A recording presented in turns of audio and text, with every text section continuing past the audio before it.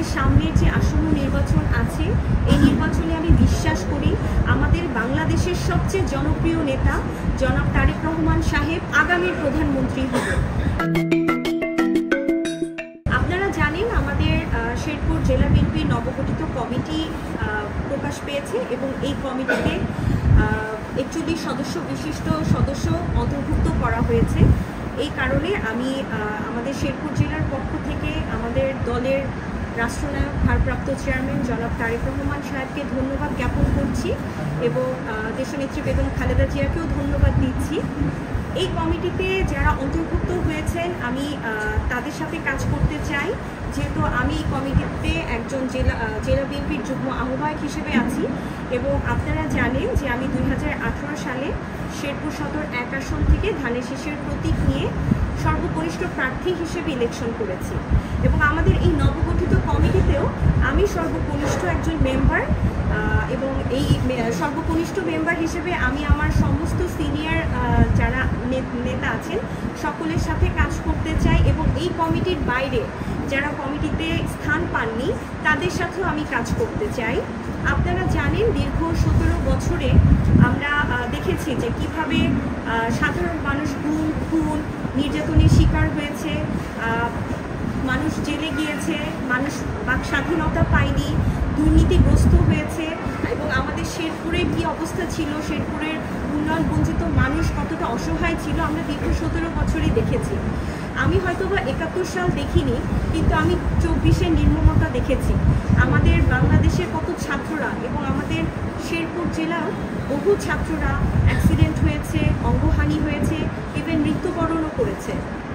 সুতরাং আমি চাই যে আমাদের সামনের যে আসন্ন নির্বাচন আছে এই নির্বাচনে আমি বিশ্বাস করি আমাদের বাংলাদেশের সবচেয়ে জনপ্রিয় নেতা জনাব তারেক রহমান সাহেব আগামীর রাষ্ট্রনায়ক, আগামীর ভবিষ্যৎ এবং আগামীর প্রধানমন্ত্রী হবেন এবং আমি বিশ্বাস করি শেরপুর সদর 1 আসনে এই আসনটা দীর্ঘ 43 বছর যাবৎ আমাদের শেরপুরের ধানের শীষের কোনো মেম্বার অফ পার্লামেন্ট হয়নি।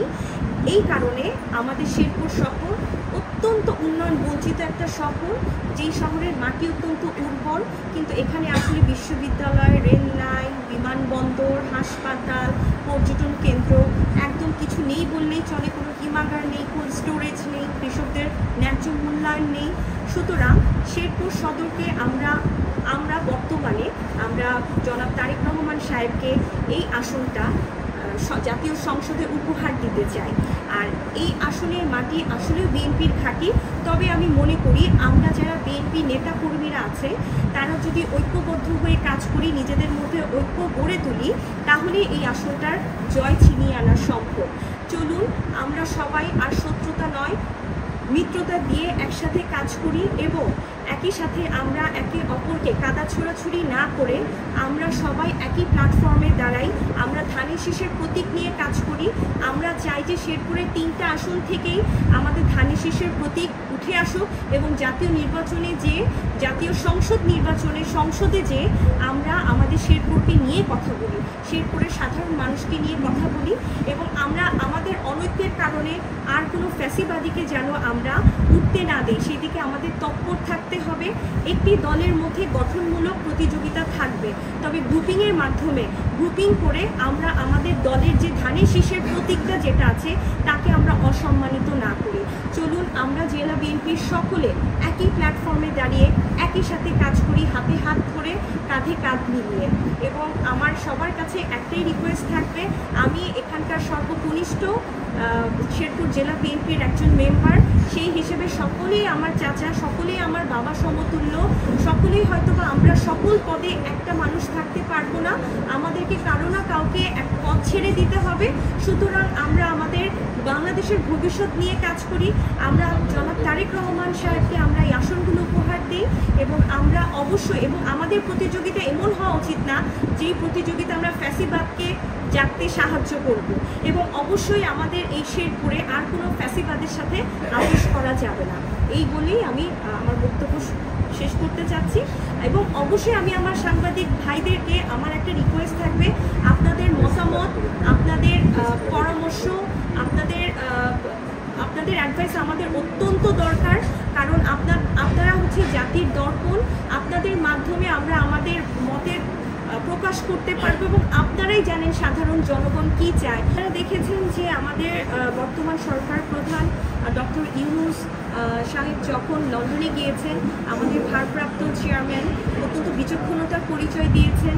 তিনি আলোচনার মাধ্যমে তিনি নিজেকে রিজিট রাখেননি, তিনি আলোচনার মাধ্যমে তিনি ডক্টর ইউনূসের কথা শুনেছেন এবং একটি ডেট ফিক্সড করেছেন, সেটা ফেব্রুয়ারি মাসে আসন্ন নির্বাচনটা হবে।